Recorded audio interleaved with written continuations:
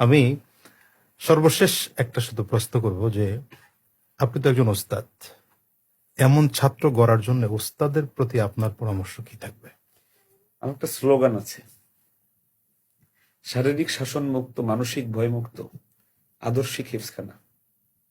চমৎকার কথা। পরম স্নেহ মমতা ভালোবাসা দিয়ে বাচ্চাদের সুপ্ত প্রতিভাকে বের করতে পারলে এর চাইতে বেশি বিজয় আসবে আরো, ইনশাল্লাহ। ইনশাআল্লাহ, ইনশাআল্লাহ।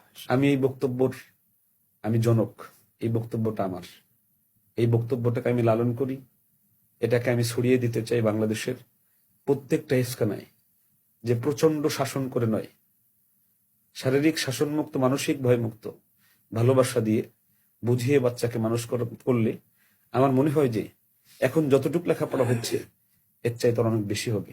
এখানে আমরা রাসূল করিম সাল্লাল্লাহু আলাইহি ওয়াসাল্লাম আদর্শিক জীবনকে আমরা সামনে রাখতে পারি।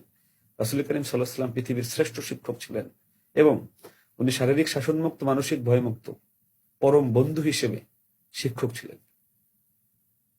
গার্জিয়ানদের উদ্দেশ্যে কিছু বলেন।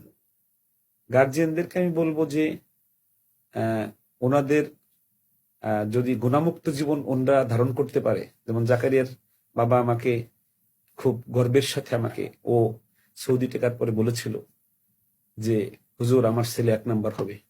আচ্ছা, আমার ছেলেকে কোনোদিন আমি হারাম খাবার খাওয়াইনি, আমার ছেলে হওয়ার পরে কোনোদিন আমি কোনো গুনাহের কাজ করি নাই। আমি প্রত্যেকটা পিতামাতাকে আমি সাজেস্ট করব যে সন্তানকে যদি আপনি মানুষের মতো মানুষ হিসেবে দেখতে চান, আগে নিজে একজন মানুষ হয়ে যান, চমৎকার। নিজে গুণামুক্ত হয়ে যান। আশা করা যায় যে তাহলে আপনার সন্তান পৃথিবীর শ্রেষ্ঠ মানুষ হবে ইনশাআল্লাহ।